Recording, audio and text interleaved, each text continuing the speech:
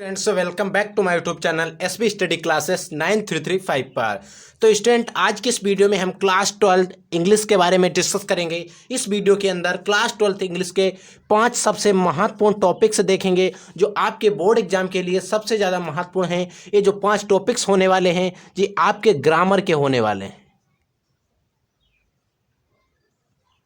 ये जो पांचों टॉपिक हैं आपकी जो ग्रामर है उससे होने वाले हैं।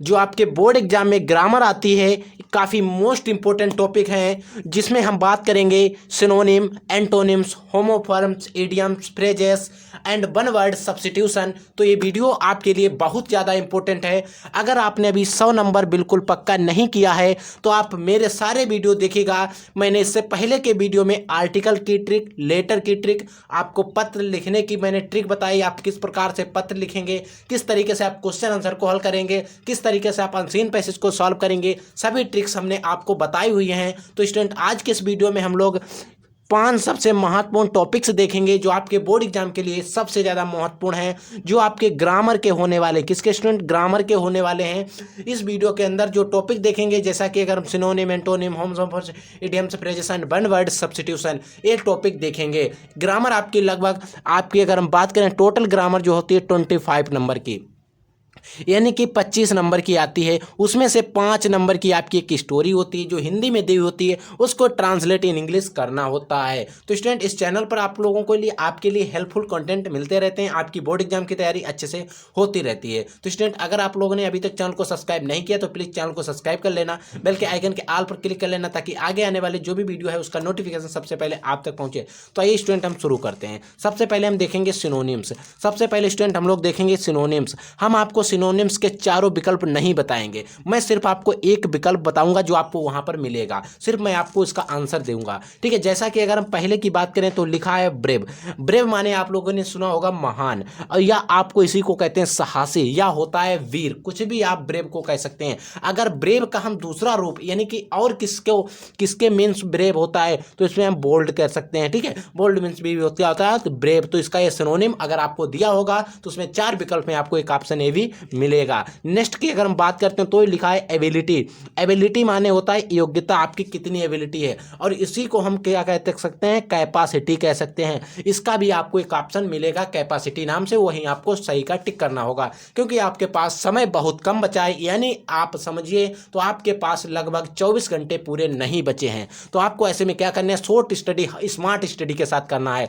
अब हम लोग बात करते हैं तीसरा जो होता है डिलाइट।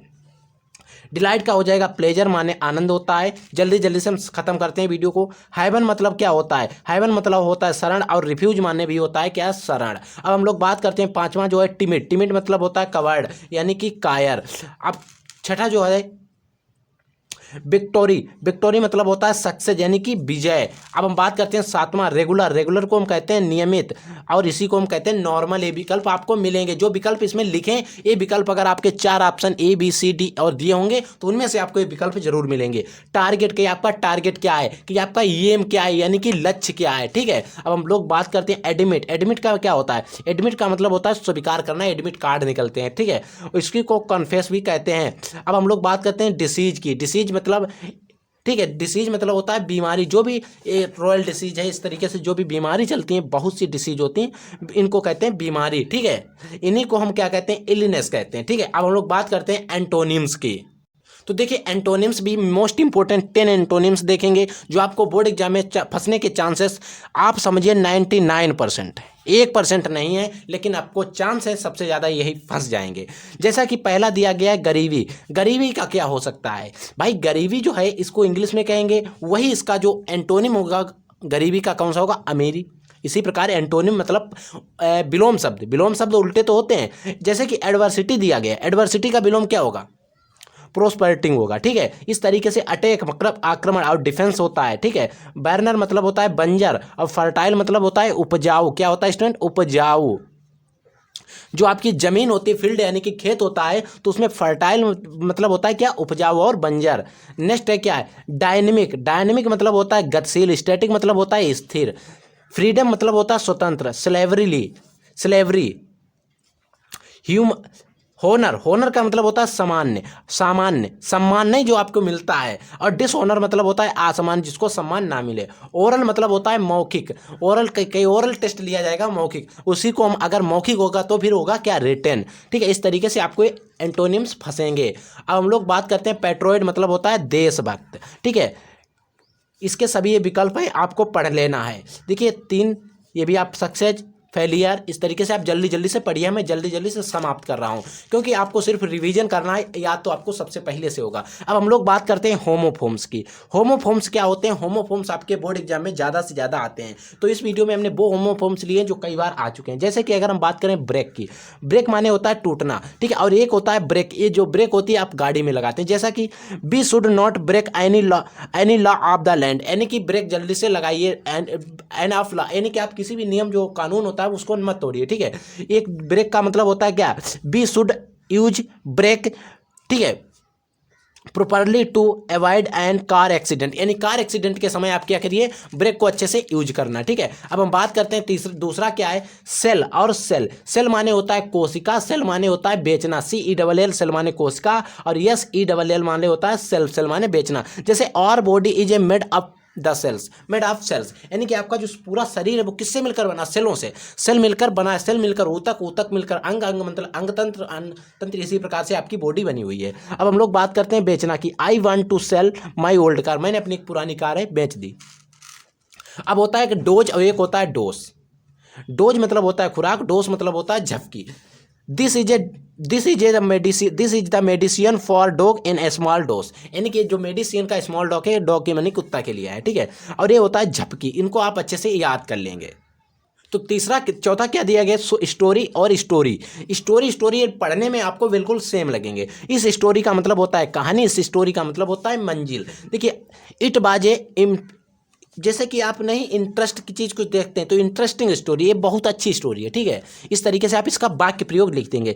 बिलीव ए नाइट स्टोरी बिल्डिंग। ठीक है, इस तरीके से आप इनको बेट की याद कर लेंगे, बैट की याद कर लेंगे। बैट माने प्रतीक्षा करना, बैट माने वजन होता है। अब हम लोग बात करते हैं एडियम्स एंड फ्रेजेस की। एडियम्स एंड फ्रेजेस की, एडियम्स और फ्रेजेस आते हैं। जैसे कि अगर हम बात करें बेड ऑफ रोसेस की, बेड ऑफ रोसेस का मतलब होगा क्या, फूलों की सेज, बेड ऑफ रोसेस। ठीक है, तो इसका मतलब होगा क्या, फूलों की सेज। और इसी को कहते हैं situation is the of happiness, situation of happiness, इस अच्छा समय। ठीक है, इसको आप मैरिड लाइफ इज है। ठीक है, जो मैरिड लाइफ होती है वो currently no bed of roses. ठीक है, इसको इस तरीके से आप याद कर लेंगे। एक आपको पढ़ लेना है in black and white in written, आप इसको भी याद कर लेना। A bone of contention, bone of contention की अगर हम बात करें तो झगड़े की जड़ होता है। झगड़े की जड़ क्या है, आपने देखा होगा कश्मीर कुछ समय पहले, यानी कि अब तो वहाँ पर पूरा भारत का है पहले भी, लेकिन अब भी पाकिस्तान क्या कर देते हैं, हमला कर देते हैं, उस पर कश्मीर लेने की कोशिश करते हैं। तो कश्मीर जो है, Kashmir is a bone of condition between India and Pakistan. ठीक है, रिलेशन में बोन ऑफ कंडीशन का कार्य कर रहा है। अब हम लोग बात करते हैं the Naik of time, on time. ठीक है, इस तरीके से आप इसको भी अच्छे तरीके से तैयार कर लें। देखिए आप जल्दी जल्दी से मैं आपको पढ़ा रहा हूँ, आप इनको तैयार करिए, आप इनका रिवीजन करिए। या तो आपको होंगे, आपके पास समय कम है तो आप सिर्फ रिवीजन करिए। ठीक है, क्योंकि मैंने इससे पहले मैंने कई वीडियो में इनको अच्छे तरीके से समझाया, एक एक शब्द को एक्सप्लेन किया है, एक एक वर्ड को आपको समझाया। तो यहाँ पर आपके पास टाइम कम है तो आप सिर्फ रिवीजन करिएगा। ठीक है, जैसा कि अगर हम पहला देखें, वन वर्ड सब्स्टिट्यूशन है, लवर ऑफ बुक्स, यानी कि जो बुक से प्रेम करता हो क्या कहेंगे, बुक वर्म, यानी कि पुस्तक, पढ़ाकू, और इसे कह सकते हैं पुस्तक का प्रेमी। ठीक है, अब हम लोग बात करते हैं द फर्स्ट स्पीच। ठीक है, आप जो फर्स्ट स्पीच यानी कि फर्स्ट भाषण देते हैं उसे क्या कहते हैं, किसी प्रश्न या किसी व्यक्ति के द्वारा फर्स्ट बार जो भाषण दिया जाता है, डिलीवर्ड बाय ए पर्सन, यानी कि अगर कोई पर्सन है उसके द्वारा पहली बार भाषण दिया जाता है तो उसे क्या कहते हैं, उसे हम कहते हैं मेडन स्पीच या प्रथम भाषण। अब हम लोग बात करते हैं साइंस ऑफ माइंड, साइंस जैसा माइंड, तो उसे क्या कहते हैं, साइकोलॉजी, मनोविज्ञान। अब हम लोग बात करते हैं किल्ड ऑफ किंग, यानी कि किलिंग ऑफ किंग, यानी कि राजा को मारने वाला, उसे क्या कहते हैं, रेजिसाइड, यानी कि राजा की हत्या करने वाला राजहत्या होता है। ठीक है, अब हम बात करते हैं क्या, country of law, illegal illegal जो भी कानून होते हैं, गैर कानून, ठीक है, कंट्री ऑफ ला इलीगल, आप इनको अच्छे से तैयार कर लेना, वेरी मोस्ट इंपॉर्टेंट है, आप इनको अच्छे से तैयार कर लेना। ये थे 5 वन वर्ड सब्स्टिट्यूशन। अगर आपको किसी टॉपिक पर वीडियो चाहिए तो तुरंत कमेंट करिए, आपको आपके बोर्ड एग्जाम से पहले वीडियो मिलेगा। आप कमेंट करिए बस जल्दी से आपको किस टॉपिक तैयार नहीं है, मैं तो आपकी तैयारी कराने के लिए लगा हुआ हूं। आप हमें बताइए, अगर आपको जोर पढ़ाने में कुछ समझ में ना आया तो मैं इससे स्लो पढ़ाऊंगा, बस आपका रिवीजन कराऊंगा, ठीक है स्टूडेंट। तो स्टूडेंट जल्दी से कमेंट करिए, हम मिलेंगे आपको एक नए वीडियो में नए टॉपिक के साथ। तब तक के लिए जय हिंद, वंदे मातरम।